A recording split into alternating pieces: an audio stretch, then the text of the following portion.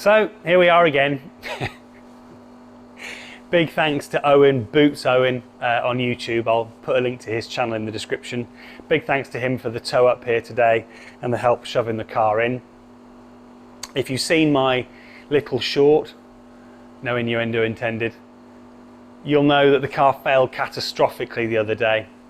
On my way from home to the shops, doing about 30 miles an hour, second gear, not massive revs, suddenly a pretty nasty grinding sound, lost traction, or lost drive really.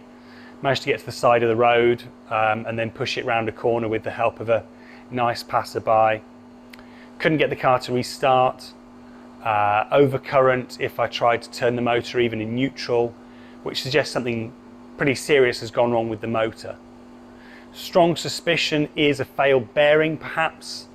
That would suggest that the adapter plate wasn't square or that the two shafts weren't properly aligned, which would be weird because it's been very quiet, it's been very smooth, there's been no vibration, all of which you'd expect if those things were true. So no choice now but to strip it down and find out what's gone wrong. And then I kind of have a choice.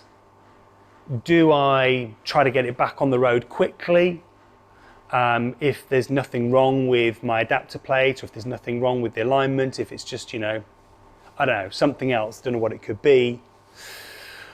Or do I pull it off the road for a while? Do I do all the things that need doing for its MOT? Do I do the body swap? Put it back on the road in spring as the car it was always meant to be, because I've proven with the motor I've got now, the motor and inverter combo I've got now, that it can do performance wise what I want. It doesn't need any more upgrades as long as I can get it running reliably and as long as I can fix whatever's gone wrong this time. And I think actually that's what I'm going to do. I think I'm just going to retire this car for a bit. I'm going to drive the new blue one, the Japanese import. I'm going to look into getting that professionally undersealed, get all the cavities protected, give it good protection from a British winter, fix that leak in the rear, in the hood by swapping out the panel from the green one, and daily that for a couple of months until this thing can be properly finished, and fix some of the things I forgot to do this time around, like things that are really going to screw me over actually in taking it apart, like putting lifting eyes on the battery box and on the adapter plate so that it can be easily craned out. Anyway, first things first, get into scruffs, rearrange the cars again, and then get this thing up on jack stands and try and work out what happened. First problem of the day, can't find the keys to the blue car. Because it's drivable, I carefully locked it up before I went away and don't know where I put the keys. I have a strong suspicion they're at home. I thought they were in my bag, but actually what I brought was the spare keys for this one. So may have to change my plans in terms of what order they're going to go in. May have to leave this one here for now and put them back in the order they were. Not ideal. Right in the middle of the workshop, not an ideal location. I wanted to be able to get it up on jack stands and leave it there, but I can at least start to strip it down and get the motor out and have a look at it today, and then I'll have to roll it around, get it up on jack stands at some other point once I can move the blue car, which is off to this side, not that you can see it. So time to get the spanners out, start taking things apart.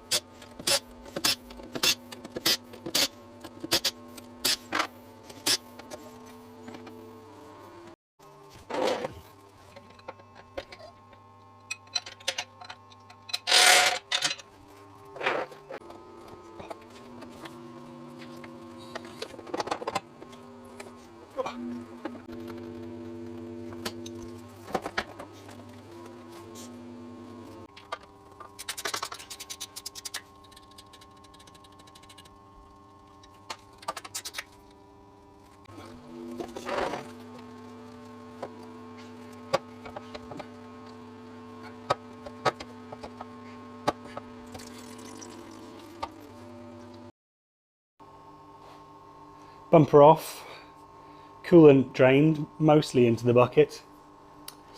Now time to remove the high voltage junction box very carefully, because obviously there's live leads going to that from the battery pack, and remove the charger, and then we can get the crane over and lift the battery box out. Decided to get the inverter out of the way before I tackle the battery box. The nature of this design, or my design here, perhaps a bad one, is that the high voltage junction box is really part of the lid of the battery box, and you can't easily remove the lid. I suppose I could get to these screws around there.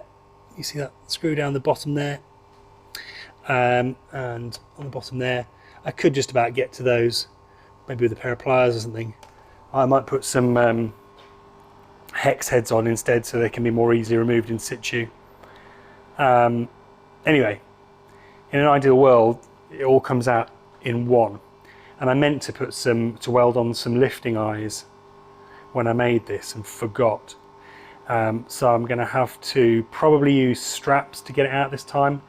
Not ideal, but it worked for getting it in there. I'll try and do a slightly better job of it. I'm going to go and buy some new ratchet straps now. Buy some new lifting straps now, while I go and get a sandwich, because I need some food in me before I tackle that.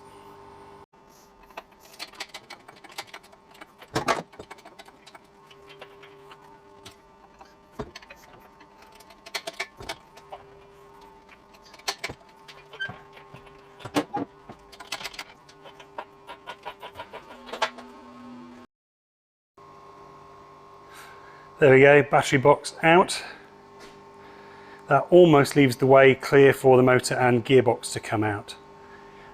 First, need to take off the mounting frame for the inverter, and the heater, the power steering pump, and the brake pump, just because I don't want to damage anything. Obviously the power steering pump and the brake pump needs to come out because they're connected to other stuff, but I want to take the frame out because I don't want to damage it while lifting the motor out.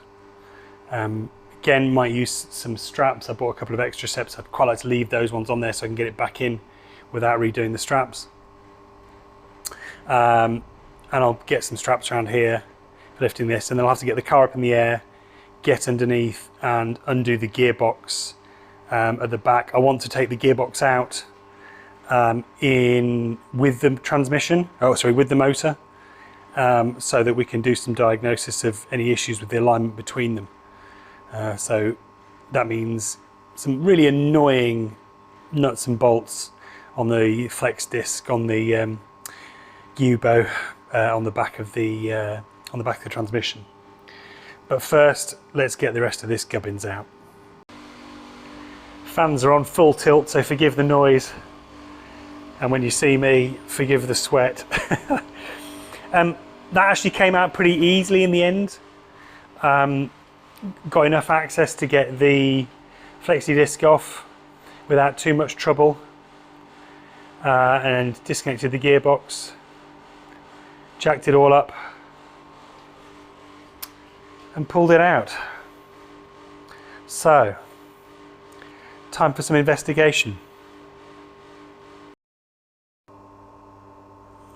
First thing to note, I've put it in gear. It was in neutral when I pulled it out. Put it in gear.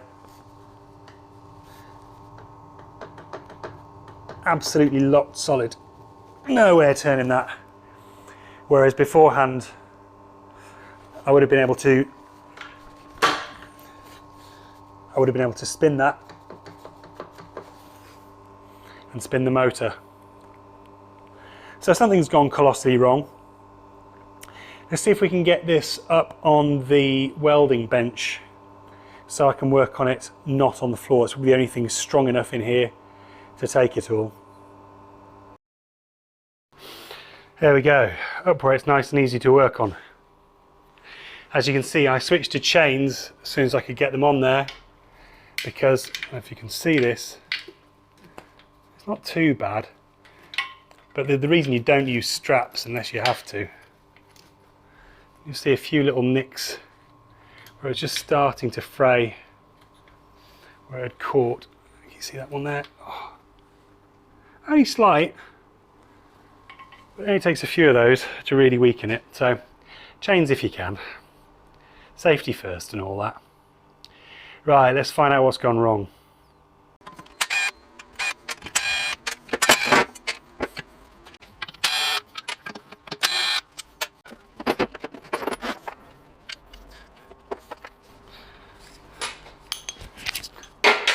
I know you shouldn't use an impact gun with chrome stuff, but these aren't super taut. I don't think anything's going to shatter.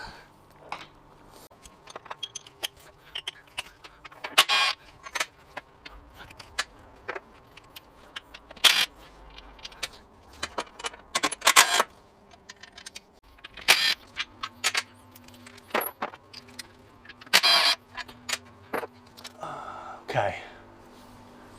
That hasn't got far to drop.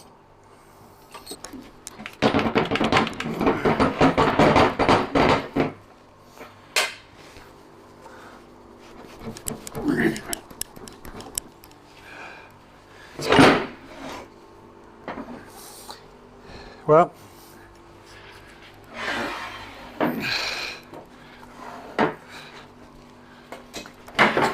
problem's definitely here. That is completely locked solid. Question is, why? So I've got the adapter plate off. No immediate signs of damage, but I do wonder if that shaft is still centered. And if I really wrestle with this now, I can just about turn it. It's a bit notchy. Still really notchy. But it does ease off a little bit about halfway. Oh, maybe not this time. Yeah. It's not good. It's not good. So the question is, well, first of all, what happened? And the answer is it's kind of hard to tell now. I'm pretty sure I had this fairly well aligned. It wasn't making noise, it wasn't vibrating. Fairly sure it was getting cooling. You know, water was going through the system fairly quickly. There's no reason to believe that it wasn't getting cooling, albeit I wasn't monitoring the temperature. But there was no, if you went into the engine bay after it had been driving, it wasn't obviously overheating, it wasn't obviously hot.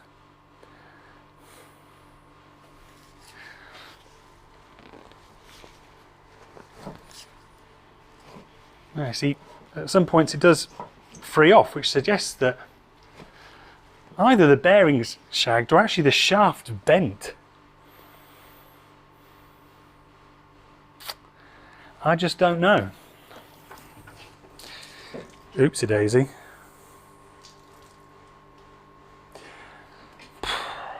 Is it possible to open it up, I wonder?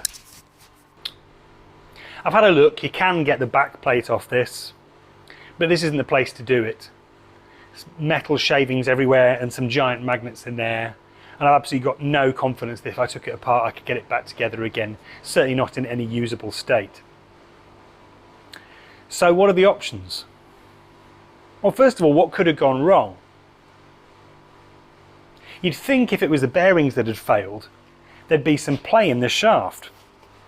No sniggering at the back. But if I stick the coupler on, there's no play in it at all. No sense of movement beyond what you get just from the coupler and the shaft. I know you're sniggering. So bearings doesn't seem like a very likely option. And as I say, it still does rotate,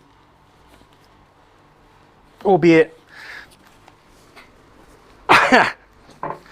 it's not easy and it's uneven. Could the shaft be bent?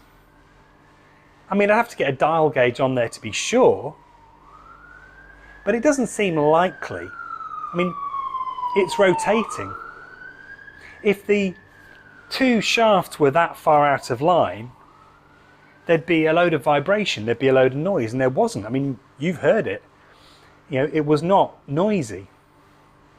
So that seems pretty unlikely. So that leaves me with two options. One is just a bad unit. It failed, maybe because I overstressed it, but that said, I hadn't really, hurt it that badly, and it died when I was just cruising along at 30 miles an hour. Or maybe did it overheat? Again, seems unlikely. There was water flowing through it at a pretty decent rate as far as I can tell. There's no, sense that it was really hot. The water in the radiator wasn't very hot. And water was clearly flowing through it because the radiator was filling up, even though this was at the end of the cooling run. So I'll be honest, I'm a bit baffled. Couple of options. And I think actually I'm going to do both of these. I'm not convinced there's anything wrong with my adapter plate yet. Not from the evidence I've seen so far. So although this is a pricey option, and if another one dies, it's going to cost me a couple of £100, but I think I'm going to order another motor the same, assemble it on the bench and just check. Get everything lined up here, stacked up vertically, just like in Damien's videos. Get everything stacked up again, rotate it, make sure that there's no vibration, no movement, that everything spins really freely. I think if that's the case, then I can be fairly confident that that wasn't the issue. Second thing I'm going to do is I'm going to try and find someone who can take this apart and find out what's wrong with it. That's not me. It could be one of you. There could be someone on the Open Inverter forum who's got that expertise. It could be a local company. I might find a local company that specializes in electric motors. Maybe I can find one of them, get them to have a look at it and see what they say, unless it's prohibitively expensive.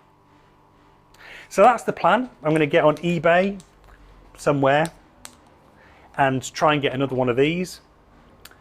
And I'm going to try and find someone to take this one apart and give me a serious diagnosis as to what on earth's gone wrong. In the meantime, I'm going to try and find the keys for the blue one.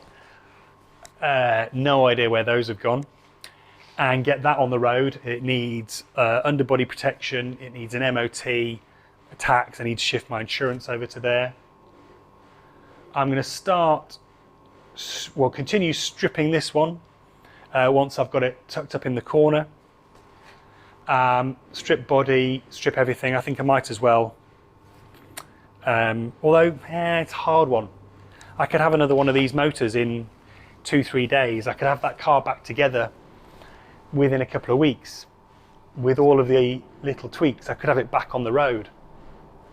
Do I do that, or do I pull it off the road completely